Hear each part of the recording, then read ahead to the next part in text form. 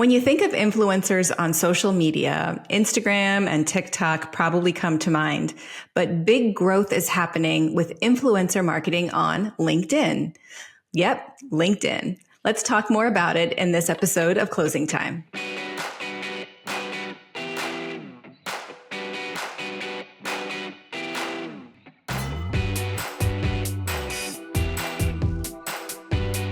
Thanks for tuning into Closing Time, the show for go-to-market leaders. I'm Val Riley, head of marketing for Unbounce, Insightly, and LeadsRx. Today, I am joined by Aneesh Lal. He is the founder of Wishly Group, the #1 LinkedIn creator agency. Welcome to the show, Aneesh. Thanks for having me. I really appreciate it. So I'm going to be upfront with our listeners and say that I've used Wishly's services both for the Unbounce and Insightly brands. So I might be a little bit biased in our conversation, but please go ahead and tell us how you got started in the B2B creator business. Yeah, so I actually left Pinterest in 2022 to start my own business. And part of that was coming onto LinkedIn to get business. And when I got here, I met so many different sales creators. And these are people I've learned from, and I followed them for quite some time. And when I got to meet them and get to know them, they told me about the brand deals and things like that they were getting, or like people were reaching out asking for brand deals. And I saw some of the quotes that these folks were getting, and I was like, this is not right. Something's off. And I've been selling to, I've been in media sales for so long. I was the agency rep in Canada for Pinterest. And when I started meeting with like my first client, his name's Kevin Dorsey, KD. Shout out to KD. Would not be here without him. I started helping him package up his stuff. I was like, hey, if you package up your webinars, your podcasts, all those things, that's worth something to brands. And I got on his first call. Like I joined him on his first brand deal call, and we closed that deal. And the rest is history. He's like, dude, you're really good at this. And I realized in that moment, there's so much untapped potential with LinkedIn creators. So I worked with Katie for a little bit, and then all these folks, talk. They all have their WhatsApp groups, and one thing led to another. And I signed, Morgan Ingram, John Barrows, Devin Reed, whom you know very well, and then Jen Allen Knuth, and those are my starting five. And when you have a starting five with those 5 names, it helps get your name out there pretty quick. Yeah, I'd say that's definitely an all-star cast. Because Here's the thing, right? These creators, you want them focusing on what they do. You don't want them necessarily focusing on contracts and deals and calls, right? You want them to really, use their talents where their talents belong. And that's basically what you offer. Yeah, exactly. It's funny, 100%. So we now have 32 creators on our roster. We got 25 on the wait list. The one thing that's common with all 32 is that none of them are full-time creators. They all, to your point, have a full-time vocation, area of focus. Maybe they have a full-time job, whatever it is. The brand deal side is secondary to where they want to spend their time. So our whole thing is to give them time back to double down on what's really moving the needle for them. And, the brand deals is secondary. Well, I think that also lends itself to their authenticity, right? Because if you're just a voice for hire, I'm not sure how much that resonates with an audience versus someone who the audience can relate to as also being in the trenches of day-to-day sales. Yeah. They're future-proofing their full-time focus by being in the game, right? By being in the game, seeing what's working. If I was a sales creator and I was telling you how I sold like 10 years ago, because I haven't done anything in sales since then, I probably wouldn't be as credible as, John Barrows or Jen Allen or all these other folks that we rep. So them staying in the game and spending more time actually helps them with the brand deals, funnily enough, because brands and their audiences are relying on these folks to stay true to what's happening today. Okay, so I do have one question about your LinkedIn profile. It says you're the Jerry Maguire of LinkedIn. I'm concerned there might be some people who don't know that reference because that movie has been quite some time now. But why do you use that tagline? So it's 70-30%. 70% still know what it is. 30% have no idea what I'm talking about, just for the record, for the audience. For those 30% that don't know what Jerry Maguire is, definitely watch the movie. It's a Tom Cruise film. It's phenomenal.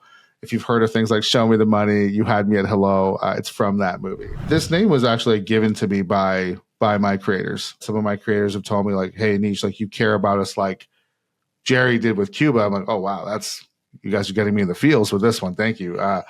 And I had a lot of folks starting to understand the reference. Like, oh, you're the agent. Oh, you're an agent. So I did it as a marketing thing. I'm learning from all these marketing experts around me, and it's actually worked out really well because a lot of people don't know. Jerry Maguire is actually based on a real life person, and that person's today is David Meltzer. He used to run one of the biggest sports media agencies out there, and I actually got to meet David 3 months ago at one of his masterminds. And there's 20 people here, some billionaires, some decamillionaires. I'm like, what am I doing here? And I'm just trying to learn how these folks are building, how he built this talent agency. And we going around the room and introducing what we all do. And when I told them I'm running a LinkedIn influencer agency, everyone stopped. They're like, wait, what? LinkedIn influencers? We're trying to learn how to crack LinkedIn. Like, tell us everything. And it turned into like a bit of a masterclass with all these people. I went through all these profiles, telling them what to do, how to improve, all that fun stuff. So at the end of the night, David Meltzer and his team come up to me and they're like, hey, we're looking into your profile and it says you call yourself the Jerry Maguire of LinkedIn. And I was like, so embarrassed, Val. I was like, oh my, here I am in this man's house telling him how to do stuff on LinkedIn when I'm using his name. And I'm like, he might own the rights to this thing. Like, oh my goodness. Like, I don't even know where this is going to go. And I was like, oh, David, sorry, is this a problem? He goes, no. I think it might be confusing though if the Jerry Maguire of LinkedIn represents Jerry Maguire on LinkedIn. And I was like, what are you saying to me right now? And 2 days later, we actually signed David Meltzer. So we're going to be making a bigger announcement about this later in August. But we now rep Jerry Maguire, which is incredible. A lot of people don't know that yet. We're working on some stuff together, but we now represent his entire social media activations beyond LinkedIn as well. Okay, well, that's a full circle moment if I've ever heard of one. For those of you who believe in manifesting stuff and whatever, and like, well, how did this connecting the dots? And I'm like, I couldn't believe it when it happened. So amazing. Yeah. So let's drill down a little bit into what's going on with influencer B2B. So I saw this really interesting piece of research from Ogilvy that said that B2B marketing teams are now calling B2B influencer spend like essential. And they are expecting to see huge increases in this upcoming budget cycle where B2B brands like me are putting a lot more dollars behind influencing. Why do you think this shift is happening so quickly? Yeah, so I don't think there was a knowledge economy ecosystem like LinkedIn in the last 4 or 5 years. So if you look at the macro level trends of what's happening, it's way too competitive and saturated when it comes to the influencer creator economy and other channels. Like you look at Instagram and you look at X and you look at TikTok and Snapchat. Like these are all very, very competitive places where it's gotten very expensive to tell your story, especially if you're a newer brand. It's even harder to tell that story in B2B because of all the D2C noise that you see on those platforms. Now, traditionally, LinkedIn was a job hunting platform. It still very much is job hunting. It has a lot, LinkedIn Talent Solutions, still the number one thing they do. But since COVID, and I hate bringing up the C word, but since COVID, we've had all these people who came together to understand what we're going to do next as, let's call it professional services, businesses, corporations, like B2B. What is the direction of how we navigate work from home, recruiting, pay raise, sales, marketing, all the go-to-market strategies that we've talked about? Because we had this unprecedented moment in time when everyone had to come together to figure this out. These were not job hunters. These people came together to connect, to see how we can innovate and get better. And now that they establish those relationships and those forums of comms, it's transcended to something like, okay, what else can we talk about? How else do we keep innovating? Oh, you're doing this? Have you thought about that? This knowledge beacon that's turned into LinkedIn has grown, it's blown up. And you have all these, I'm sure you're probably part of all these marketing leader groups now. It started here at LinkedIn, right? So when you take a look at the rise of this ecosystem where decision makers are actually being active on another social platform like LinkedIn, That creates demand. That creates change agents. When you have a community anywhere, you always look up to the people who are making the moves. Those are the influencers that we happen to represent now. So brands are now waking up to the fact like, hang on, there's a way for us to activate here.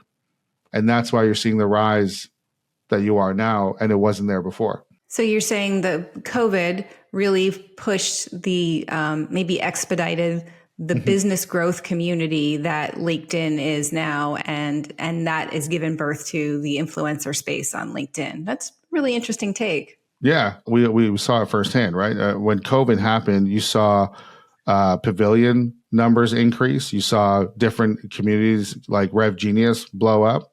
I was one of the founding members of Rev Genius, so I saw it and felt it firsthand, where you had all these people coming together and be like, what do we do? We're not looking for jobs. We're trying to keep our jobs. What do we do?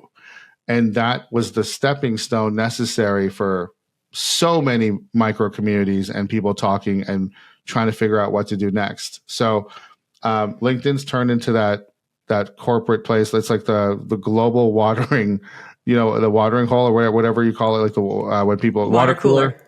Yeah. Watering hole is different, I think. But you have this global water cooler where people just come and talk about how they're trying to navigate their jobs, their careers, and what's happening next. So these are all like the keener types as well. The folks that lead their organizations as change agents, they're likely six-figure earners. There's way less bots, way less competition on the platform. That's why you're going to see so many more brands getting active here. I think you should trademark global water cooler, because I haven't heard that before, but it's really the perfect way to describe LinkedIn. Yeah. Let's talk a little bit like nuts and bolts. If I was a marketing person listening, how would a marketing team typically start an engagement with a creator, and how does your firm kind of facilitate that? Yeah. So the first thing we're talking to 20 brands a week minimum now. And like I said, we're working with 50 B2B brands. We're doing 80 campaigns a month now, which is insane. I think when you and I started working, it was like we had like 12 people we were working with. The growth and what we're seeing every week is like, hey, Aneesh, we're going after these ICP, this title. That's where it starts.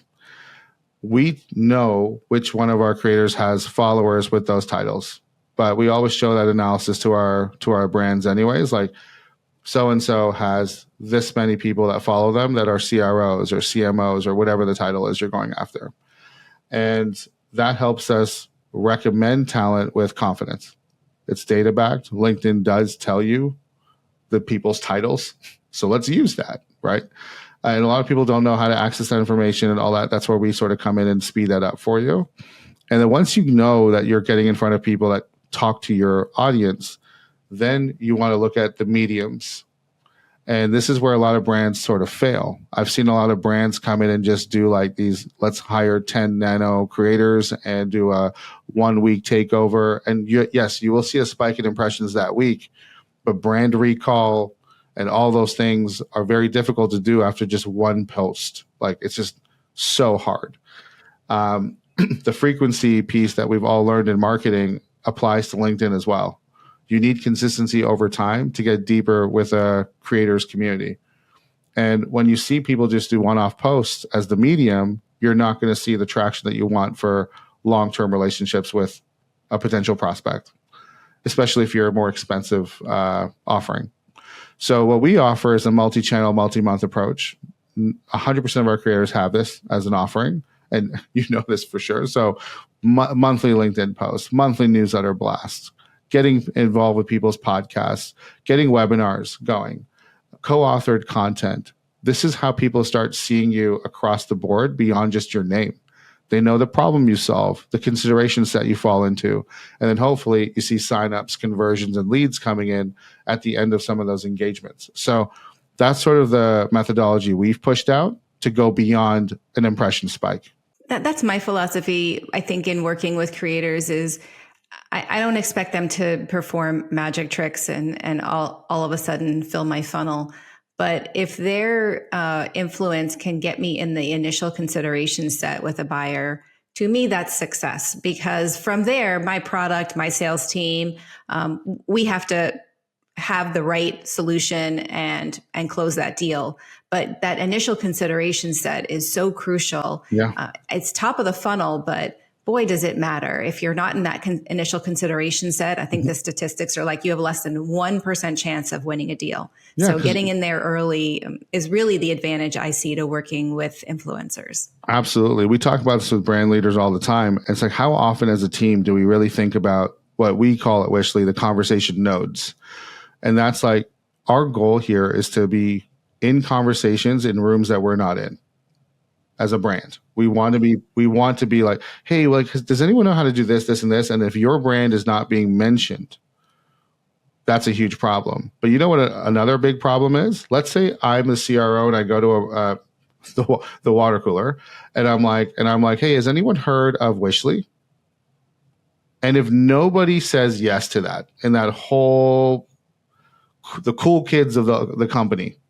If no one in that circle is like, yeah, I've heard of them, or yeah, oh, that's where KD and Devin. Oh, yeah. If no one's doing that, the chances of me making it to consideration and buying is also dead.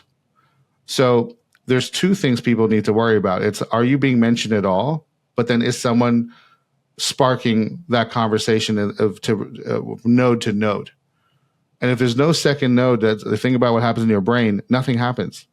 There's no synapse connection. And you need to create that. You have to think about if whether it's top down or bottom up, there has to be someone receiving that message in that secondary conversation that you're not a part of. And they need to respond saying, yes, I'm aware of who they are. That is what leads to the next conversation. Like, okay, let's check them out. Right. Let's sign up. Let's get that demo. Let's go to that webinar, whatever it is. So that's the piece where influencers are so good because they're creating that dialogue. Let's talk about the elephant in the room, because I think if you've listened to this, you might be like, oh, I definitely want to add this to my marketing mix. But I think a lot of brands might be hesitant to engage with influencers because they might hear about these crazy celebrity deals in the B2C space and think, well, that's just out of the realm of affordability for our team. Right. Cost-wise, the reality is it does depend on whom you're working with and how many channels you're activating against. But I've seen influencer campaigns start as small as, $1,500, $2,000 a month, all the way up to 10 to 15 grand a month. It really does depend on whom you're working with and who their audience is. So obviously, if you're going to go after like a C-suite level activation, that's going to cost more. If you're going to work with a creator that has 400,000 followers and lots of engagement and large email lists, you're going to pay more. But if you want to go for the nano option, there are influencers who charge $1,000 to $1,500. So I've noticed this across the entire LinkedIn spectrum. Like, the options are there, and it's very, very, now's the time for you to scoop up the talent that you feel speaks to your audience before your competitor does, because category exclusivity is a very real thing. Okay, so that sounded like the answer to my next question, but I'm going to ask it anyway. If you could give one piece of advice to B2B marketers about working with influencers, what would it be? It sounds like move quick. Well, move quick's there. I feel like you're going to hear that a lot. So I'll give you a deeper take here.